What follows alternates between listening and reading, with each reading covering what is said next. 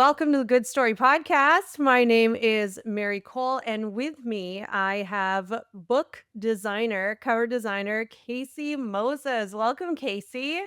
Hello. Thank you so much for having me. Thank you so much for being here. I am actually, so when I was looking over your website, I was startled to recognize so many Mm, covers that are just on my shelves in the mm, world.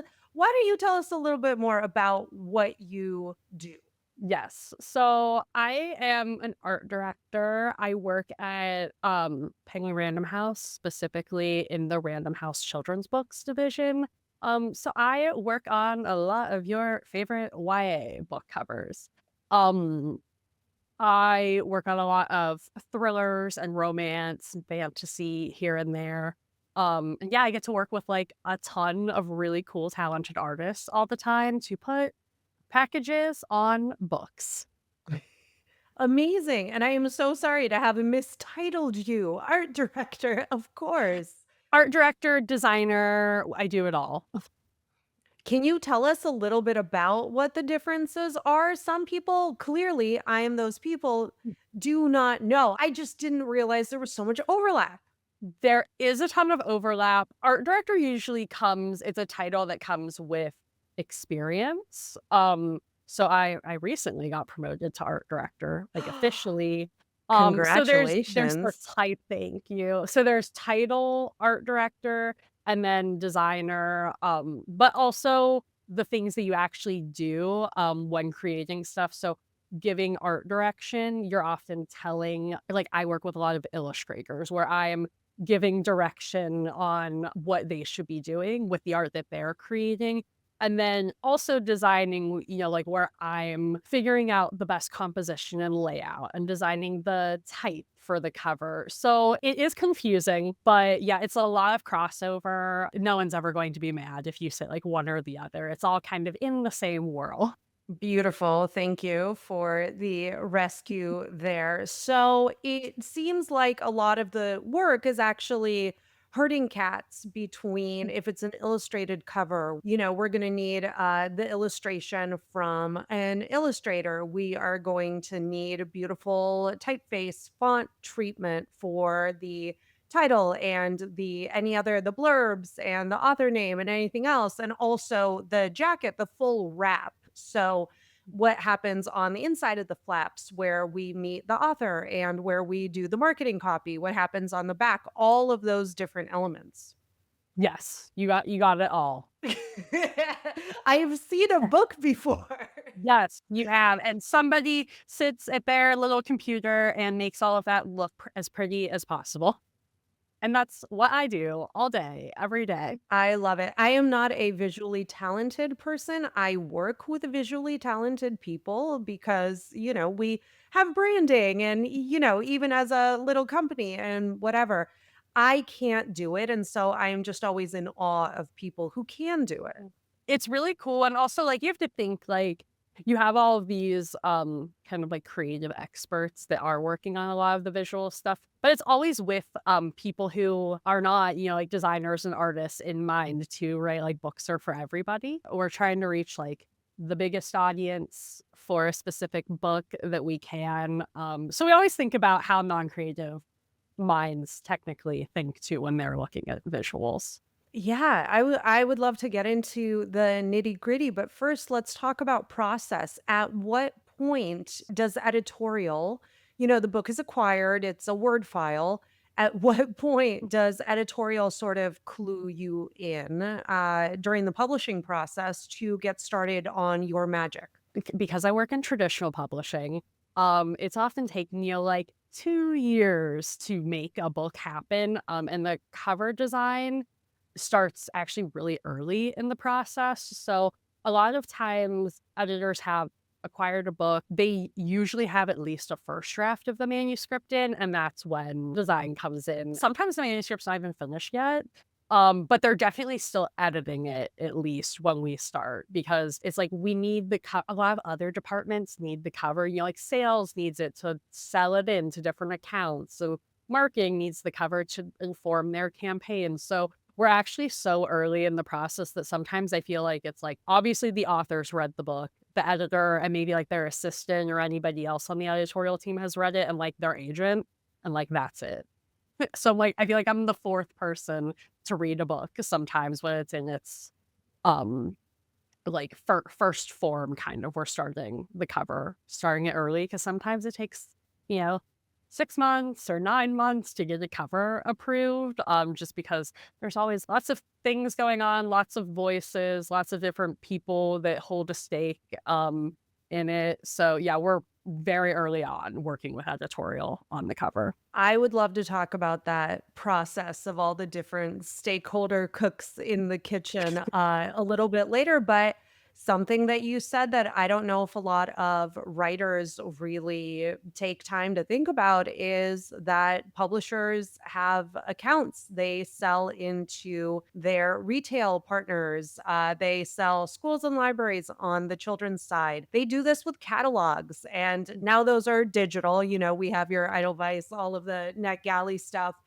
Need to have those beautiful visual assets to make the book pop for their internal sales process. Yes, I'm always trying to meet those Edelweiss deadlines to get the cover into the catalog. Yeah, there's so much going on behind the scenes that I feel like a lot of people don't know about. Now, sometimes there is also a cover reveal where it is not leaked ahead of time. It is part of a marketing push. Of course, internally, people are working on it and all of that, but the cover is used as part of the buzz building process for a book. Yes, we're not I find we're doing, like, less and less big media reveals. They used to do so many, I feel like even, like, 5, 10 years ago. Most authors at least do, like, their own social media cover reveal themselves. Sometimes they organize, like, they have a street team of, like, influencers on TikTok and Instagram helping reveal it.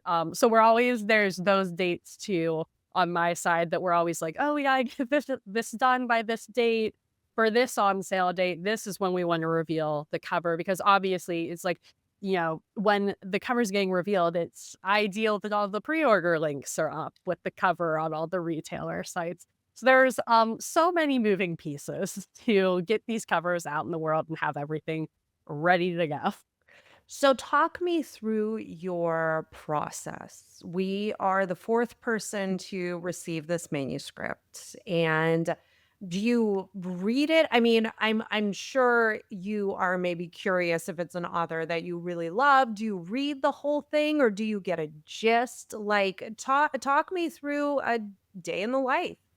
Yes. So I personally do this job because I love YA books. I love reading. So I almost always read the full manuscript. Sometimes an editor will tell me, like the draft is rough. We have all these revisions coming in a month, and I'll hold off and I want to read like the best version I can that the author has gotten a chance to work with the editor and revise. So I'm getting, usually a full draft. I'm reading it. The editor also like I work so closely with editorial. Editorial and design go hand in hand as like I feel like the creatives on the bookmaking team. So I'm reading the manuscript. The editor will also usually prepare almost like a brief, like a cover memo of like here's all of the important like technical information, like here's the trim size of the book.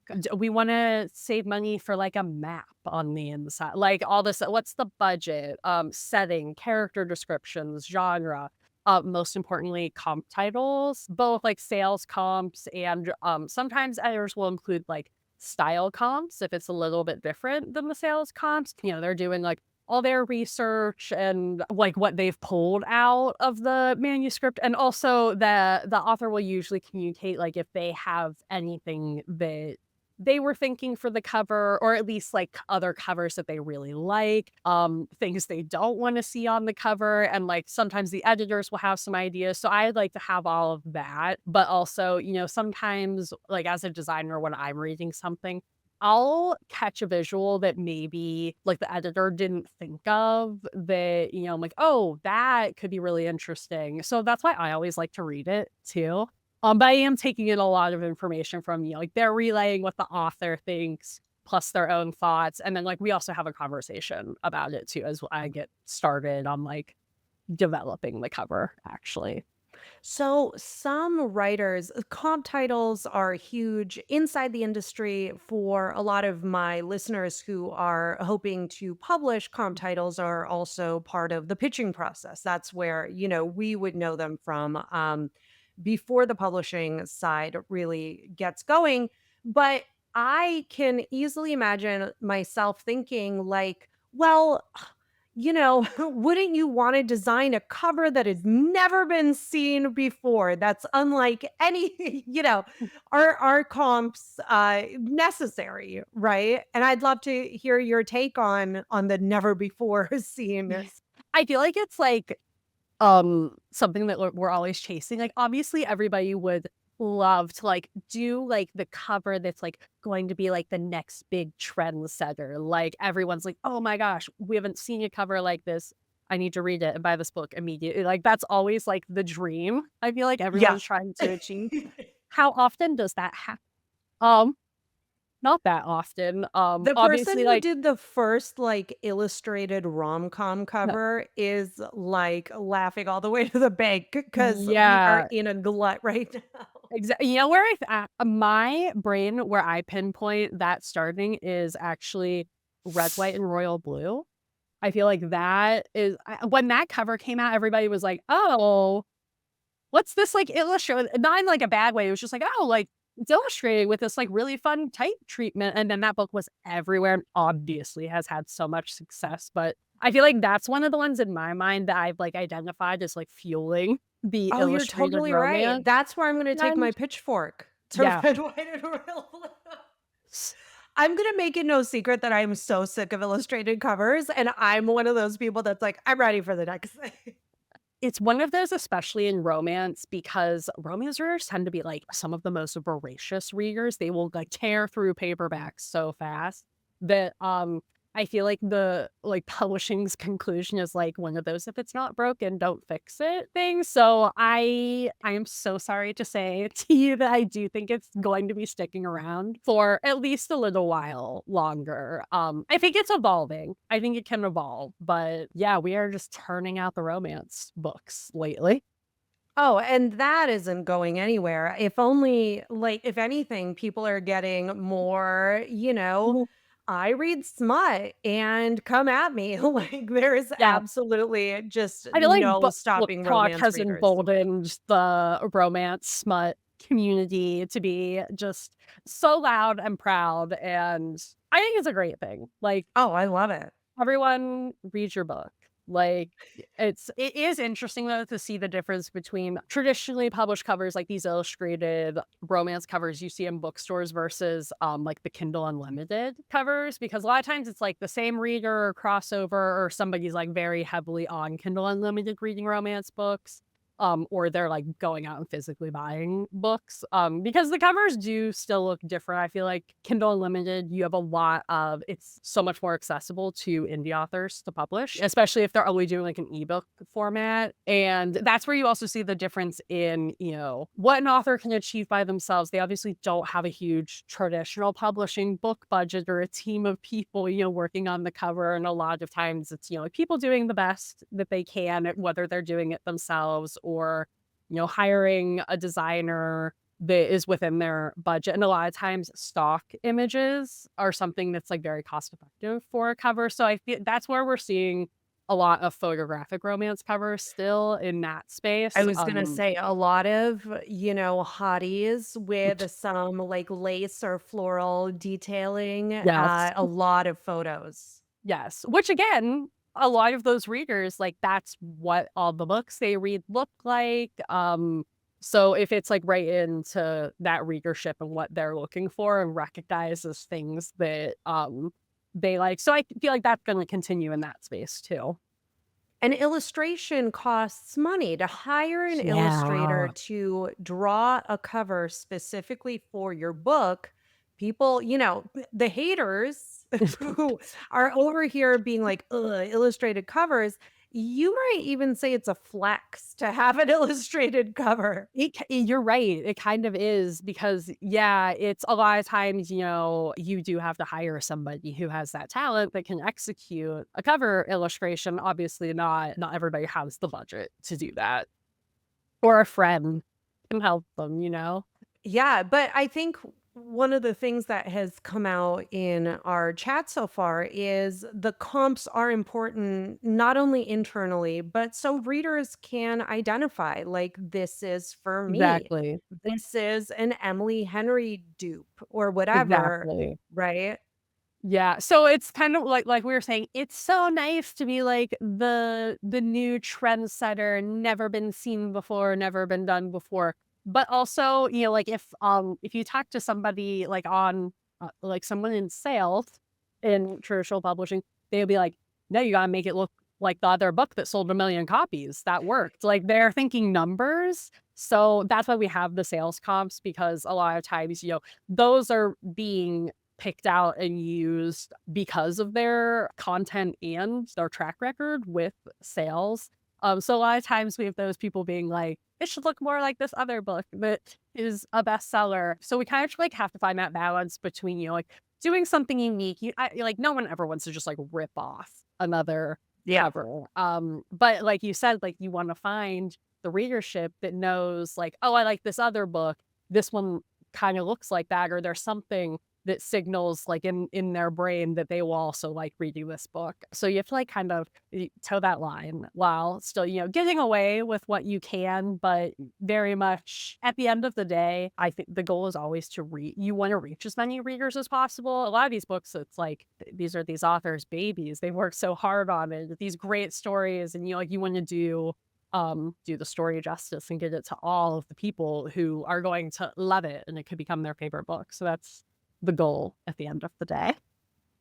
So we got away from kind of the workflow. So you read the whole thing and then your wheels start turning and take us through that process. Yeah, so as I read, I take notes. Like I'll like highlight and add notes with the manuscript. I have a little notebook I take notes in as I'm going to. Sometimes I'll start building a mood board, or if like a visual is like starting to form in my mind, and I think of like an artist who I really wanted to work with, and maybe I remember seeing something in their portfolio that is aligned with the idea I have. I'll start like pulling artist samples together. So I'm like kind of doing bits and pieces as I go while I'm reading, just so I don't forget anything. Like I'm always trying to write down and save stuff as it's coming because if I try to remember later, it's not happening. But once I'm totally done, that's when I like really sit down and get into, like I'm creating like a cover strategy deck. And pulling, if it's something we want to hire an illustrator for, I try to have at least 3 different artists pulled and, like I want them to be kind of different from each other for concepting. I'm like a big stick figure thumbnail drawer. So I'll like Amazing. doodle little ideas that, like I can remember what I meant by it. And sometimes I do hand those to artists and be like, here's the idea, but do your thing that you're great at and make it into something that is going to be amazing and cool. And a lot of times they can get it from those concepts.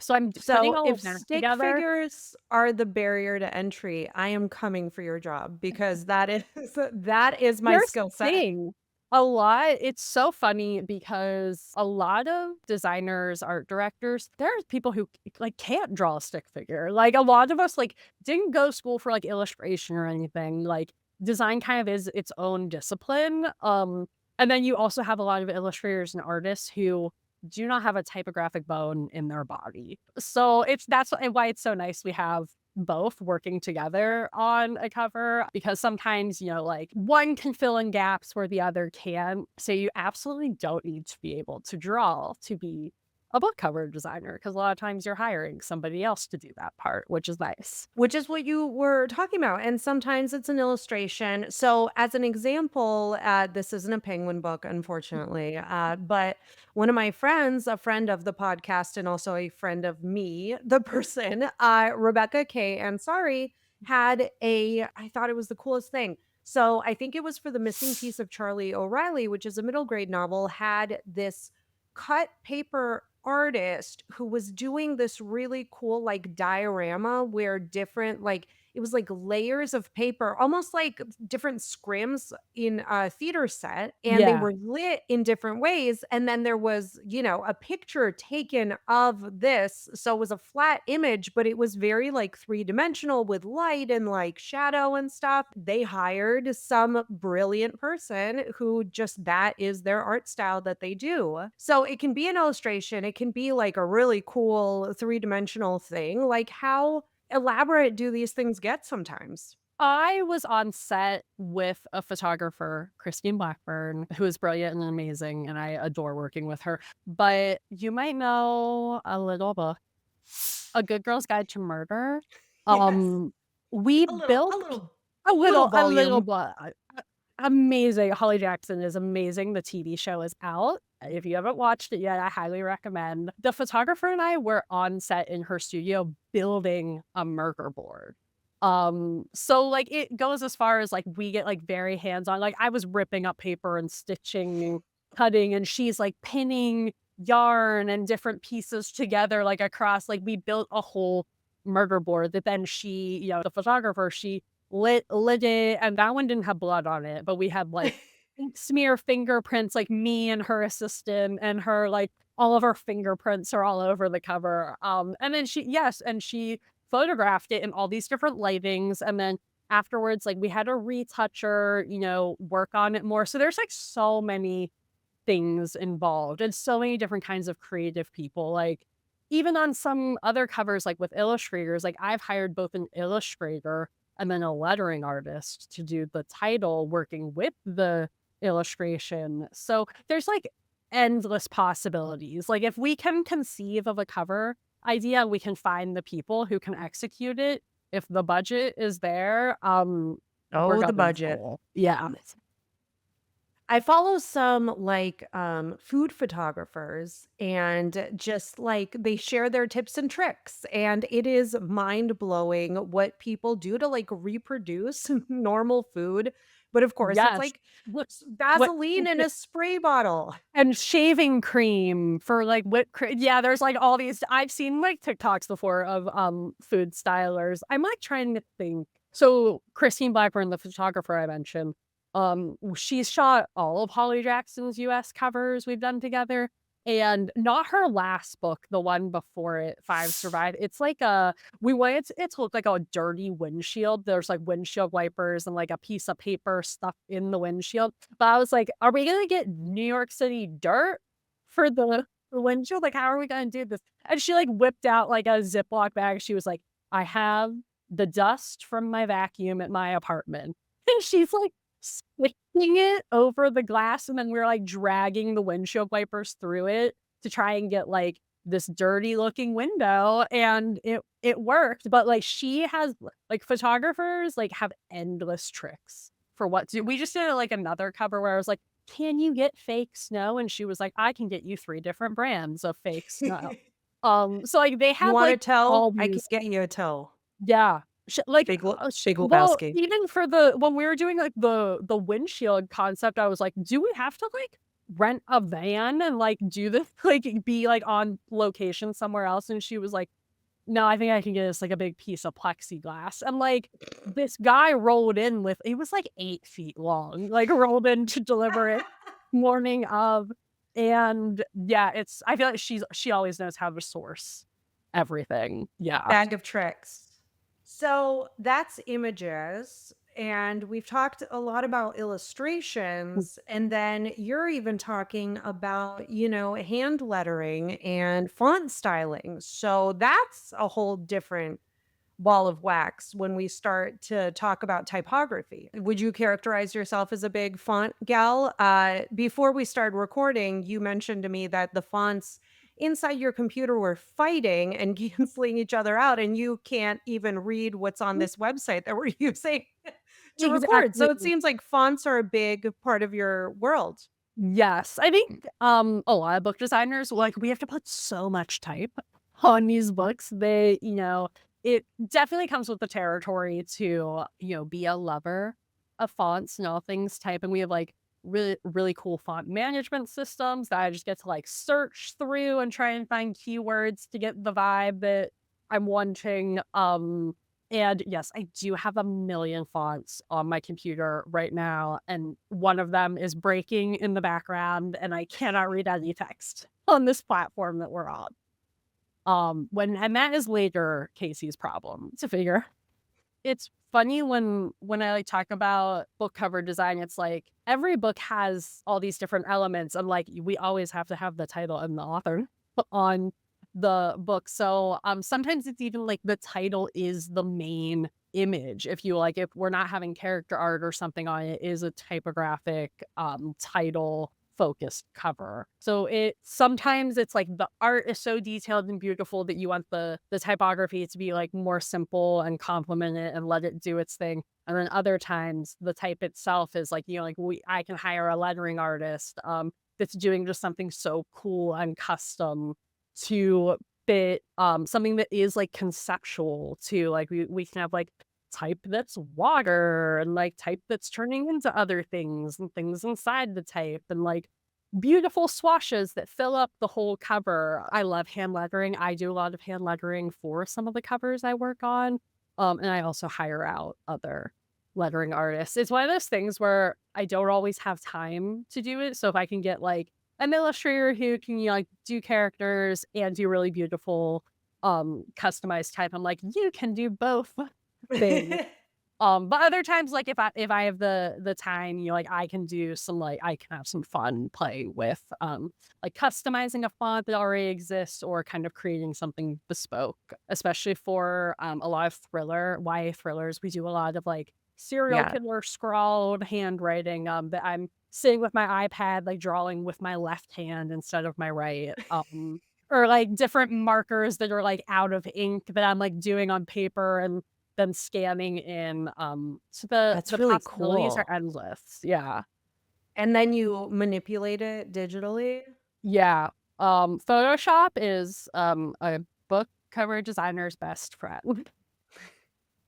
I love that. Wait, so you brought up something really interesting. So in the decision tree, how do you know and or how do you decide whether you're going to do a representative cover or a conceptual cover? So part of that, with the cover development, as I'm preparing, like concepts, artist options, different directions to share with the editor, we have like a meeting where, I'm presenting all of my visuals and being like, are we on the same page? What do you think? What am I missing? Sometimes it's like we're like way off and they're like, oh, actually the comp title should be this. And we actually don't want a character on it at all. And like we'll like regroup, go back. So it's always just like conversations with the editor, they're sharing with the author. Obviously, we want the author to love their cover.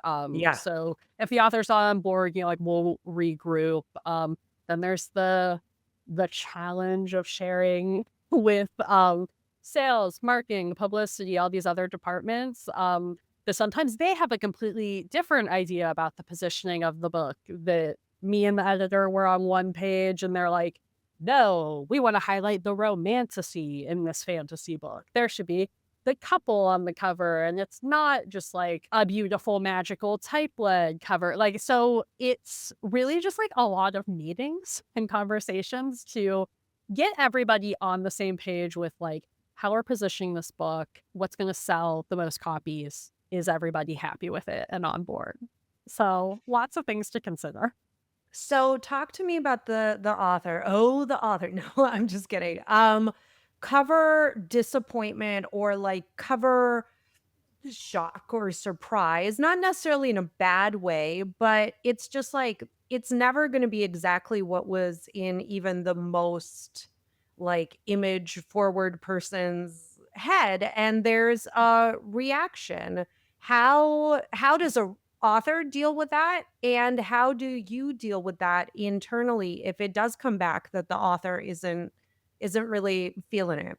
Yes. So I will say most of the time, a lot of authors who have chosen to go the route of traditionally publishing their book, I think like with that, it comes a level of giving up control over everything, right? Like you picked this house to publish with, you have your agent in your corner, and you're working with a bunch of people who are pros at what they do. So a lot of authors are like so happy to trust the process, which is very helpful.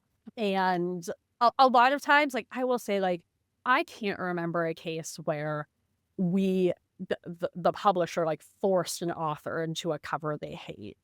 There's always, like we're always trying to compromise and come up with a resolution that's going to work for everybody. It does hurt my heart when an author is like, I hate everything. I'm like, cool, no worries. I'll go back and I'll figure it out. But a lot of times, it's like we'll work to identify like, well, what don't they like? Is it just like the artist styles that we pitched?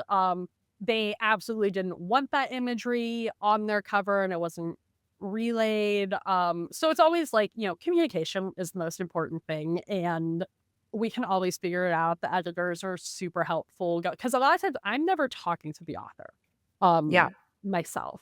All communication is usually going through the editor. And they do a great job too of managing the expectations of like, or kind of explaining there's always a reason why we're making the decisions that we're making. So Yeah. sometimes like the author just needs that like reassurance of like, oh, this is how your sales team is positioning this book. This is why you are presenting this concept and this artist to me. Cool, that makes sense. I like a lot of times it's really great and they like I just get forward emails like, I'm screaming, crying, throwing up. I love it so much. Like I will say it is mostly a positive experience. I try to like get out in front if something is starting to go south where it's like we course correct and like I want them to be on board and like it. I don't want to draw out and we get a final cover and then they're like, but I secretly hate it. Like, I don't think anybody ever wants that to be the case. So it's Yeah. honestly communication and like working it out. And agents help too. Like Yeah. to your point about these different kind of layers of people working together and communicating. I sit in on these, meetings all the time and it really is a collaboration and illustrators are presented ahead of time and depending on the author, sometimes they have more input, other times a little less input into the whole process, but yeah, to your point, everybody wants to be excited to go out and sell this thing Yeah. rather than, "Ooh, we're gonna force you're gonna like this." It's not the ideal outcome. It's not a good like working relationship for everybody then either. Like it's always great when everybody believes in the success of the book. So yeah, agents super helpful. Also, it's like sometimes, like decisions too are coming from like, well, if we don't figure this out, we're gonna have to move the book. But like the book is such a fall book. So is it fall 25 or is it fall 26? Like there's all these other things too that factor into like, can we figure this out? Can we compromise in this timeline that we're on? And most of the time, like it always works out. Like we get there. How many times have you heard or written the words at the end of a cover presentation email, "We hope you love it as much as we do"? Um, I have written those words. One I will say a lot of times it's me verbalizing them Yeah. because if I'm trying I'm first showing the editor and it's like, "I wanna get you on my side with the thing that I really love." I work with a lot of really wonderful editors that have no problem being like, "Casey, no." Or not feel that. And then a lot of times they're like, "Oh my gosh, this is great. I trust you." So it's sometimes I miss, and sometimes it's everybody's like, "This is the best idea. This is it. We all love it." And I don't have to do the like groveling thing of like, "I hope you love it as much as I do." Trying to like sway everybody. I tend to try and let the visuals speak for themselves too, because when a reader is, like picking out, like a book on their phone or they're in the bookstore or on the library app, whatever, I'm not standing there telling them why we made the decisions we did for the cover.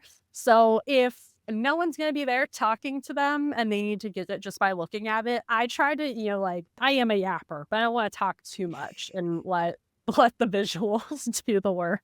And you have to design for thumbnails too, which Ooh, even 15 years ago wasn't as big of a deal. and even since, like, 2020, like, it has become everything because it's like everyone's seeing books on TikTok and Instagram, and it's people holding up the book, so it's, like, even tinier, and everybody online shops, so the thumbnail is a huge consideration. We actually, in a lot of meetings where we're sharing covers, it'll be, like, a full size cover and then a little tiny thumbnail next to it so everybody can, in that moment, visualize, like, this is what it looks like when you're holding it in your hands at this size, and that's what it's gonna look like on someone's phone. Because we always get the comments of, like, "It's hard to read at thumbnail size." So that's why, like, I've noticed this, and sometimes I get a book in my hands and I'm like, "Ugh, the title's so big."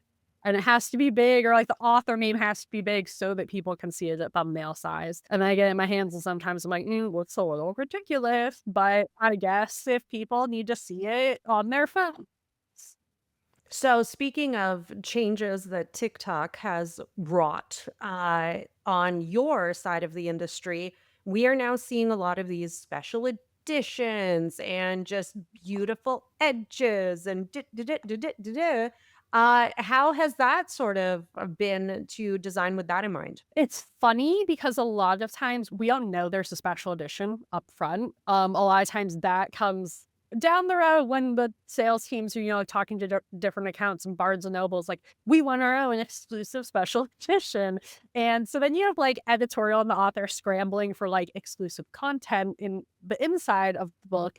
And I'm over here brainstorming. Like sometimes I'm like, well, a lot of times like they'll want a color shift. And I'm like, well, this art was made with this color palette intentionally. And so when we shift it, sometimes it works out and it looks great. And like, but sometimes other color options do not work. And that's when, like we'll lean more into like a sprayed edge or like a patterned end paper. Or my personal favorite thing is like a really beautiful foil stamp design on the case under the jacket, like a full cover stamp design. That's like my favorite special effect. But yeah, it's kind of, like, down to the wire figuring it out, and sometimes it's, like, me or I say me, it happens to everybody on my team where, like, everybody will be like, "Hey, and so wants a special edition, so, like, what can you come up with?" And you just spend a day kind of brainstorming and mocking up, like, what could work with the current cover, and then it goes through the thing of, like, "Okay, well, how much does that cost?" Do we like production, figuring out like costs with different vendors? Do we have time to print it overseas? What does the P&L look like? And then the finance department is like calling up the editor, like, you need to drop half of these special No effects. spot Um, glass. Put it yeah. down. So the special editions are always a scramble, but they're so cool when they're done and then everyone forgets like what a big rush and how much like extra work it was to get them done. But yeah, a lot of publishers are definitely leaning into that. I feel like we're seeing more and more like Barnes and Noble special editions like than ever before. And the go-to spec it seems lately is sprayed edges. So I think that's gonna stick around for a while. You read my mind with the actual, what'd you say, embossed cover under the dust jacket or Yeah, like a foil stamp design under it. I was gonna say, what's your favorite, like, for people who are paying attention? Because some people never take their dust jackets off, they don't know Yeah. what's under You there. gotta take it off. What's your favorite kind of, like, little just mwah, just little extra touch for people who are paying attention to design into a book's package? I mean, like, that is my favorite thing, like a case design, because I'm a jacket off reader, and sometimes, like, I'll even display books with the jackets off. Yeah, I would say, like, that's my favorite. I love a map. I think, like, maps Mhm. are so fun, especially, like, when if it's a fantasy book and I'm like, "Wait, where are they?" And you can, like, open it's, like, the end papers in the front or it's, like, a spread in the front of the book. I'm like, "Wait, where are they again?" I'm like, I love having that visual of geographically, especially if it's, like, some epic adventure and they're, like, bopping around to different places. Those are my favorite details, and I'm also because like I said earlier, like, I read the books, I am an Easter egg person where after you've read the book, you can go find, like, the the secret thing on the jacket that, like, only I know is there, or me, the author, and the editor know is there, and, like, other people do or don't. I'm working on actually, it comes out soon. I think it comes out in September. Aaron A. Craig has a new book. It's right behind me. um, The 13th Child, and there's Yeah. all these skulls on the cover, and we worked with an incredible artist, his name is David Seidman, but I was like, "Hey, it'd be, like, really cool if you could fit 13 skulls into this," and they're kind of, like, hidden, but, like, if you look at it, you can, like, count and find, like, all 13 skulls that he hid in the cover art, and that's, like those details, like, also delight me too. That's amazing. So I did want to ask about fantasy because fantasy has some of the same commonalities as all of these illustrated rom-com covers. We're seeing a lot of like it's a skull with a dagger through it and a serpent is crawling out of one of the There's a eye holes and sword. Yeah. roses Yeah. everywhere, just like lush florals that So are many like a little florals. rotten. Yeah. So I mean, a lot of fantasies, they have world building that you can obviously work into the cover, but a lot of them are this kind of like this fantasy world and there's danger. And how do you keep that fresh story after story? So, fantasy, I would say, is the thing that I think cycles through art styles the most often, where you'll see like the same artist just doing like everything. And then a couple years will pass and then we're on to the next thing. I think right now we're getting more into, and this has just been happening in YA, especially over the last couple years, with like the rise of book talk and a lot of like people in their 20s like rediscovering reading and liking the pacing of YA books. We have a lot of like what we call adult crossover appeal, Mhm. where I think a lot of fantasy books are leaning more into that kind of like decorative graphic. Like it's not a detailed rendering of like a character. Symmetrical like foil works on it really well for special effects. And it has like kind of a more sophisticated feel that like an adult would pick this up and want it on their shelves. And it's not just, 2 teenager looking character on the cover. So, yeah, I would say, like, fantasy definitely, like, has, I think, the biggest range, and also because the content itself is fantastical, that's where I feel like we can take more risks and, it doesn't have to look like all these other things, and because, like, the world building and the characters or, like, the premise of it is usually, like, so unique and not of this world, I think that opens up the doors for more different covers in the genre. And what is the maybe hardest to design? Because I would imagine contemporary realistic, where it's just like a girl having some issues. Yeah, I will say, like, I think personally the easiest thing to design right now is romance because we've talked about this. Like right now, there's kind of like a formula, like if it's not broken, don't fix it thing happening. Whereas I think like contemporary, like coming of age stories that aren't like focused on romance, usually there's like a lot more you can do with those. The hardest right now that I think it has just become the most challenging because, like, obviously, like, the market's oversaturated with every genre. We have so many books, what a problem.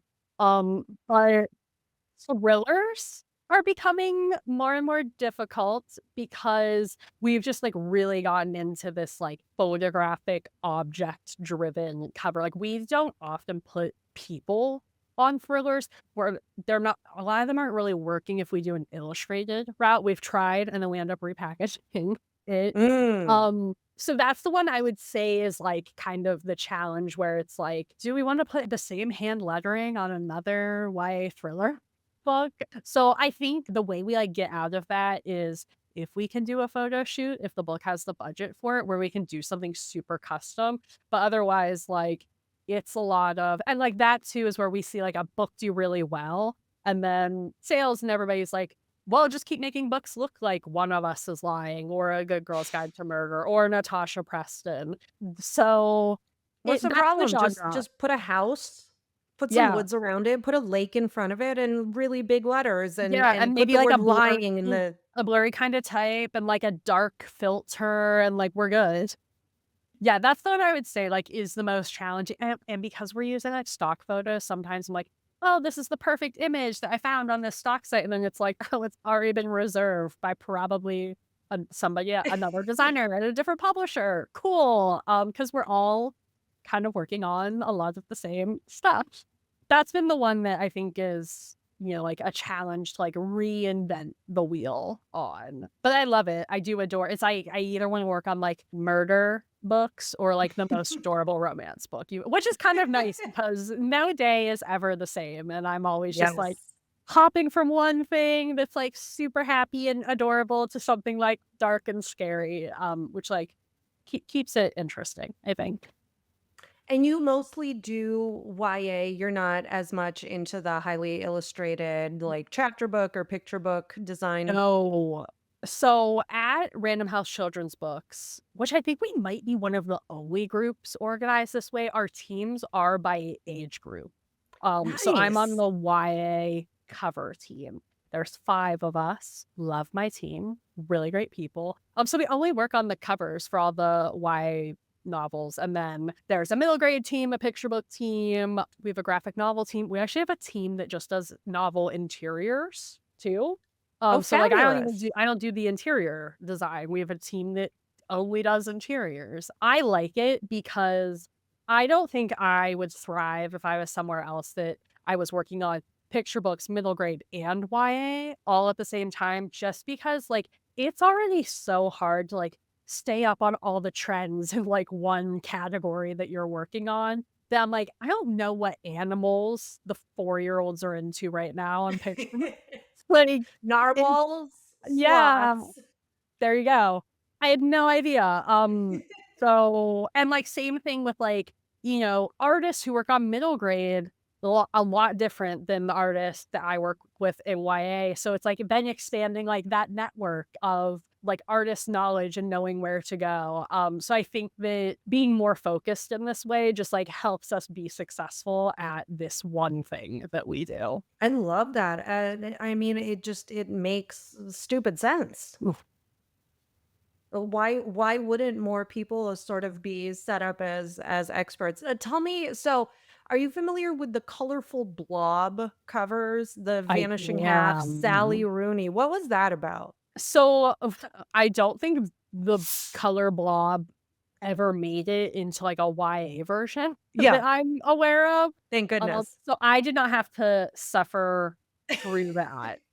But, like, here's the thing about, like, adult book covers, it's like there's no rules, I feel like, 'cause the adult too like, you can get away with a lot more abstract conceptual stuff that, like, you can't get away with in YA, because sometimes we do need to be, like, more on the nose with, like, what the content of the book is.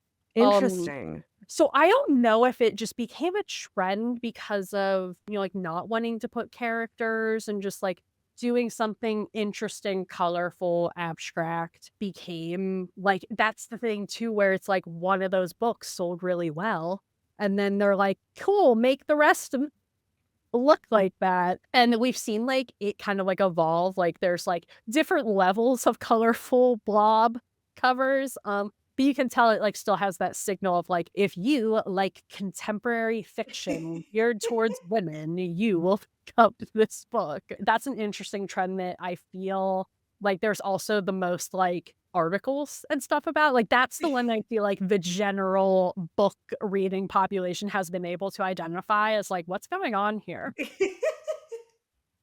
Thank you. Thank you. That's very validating.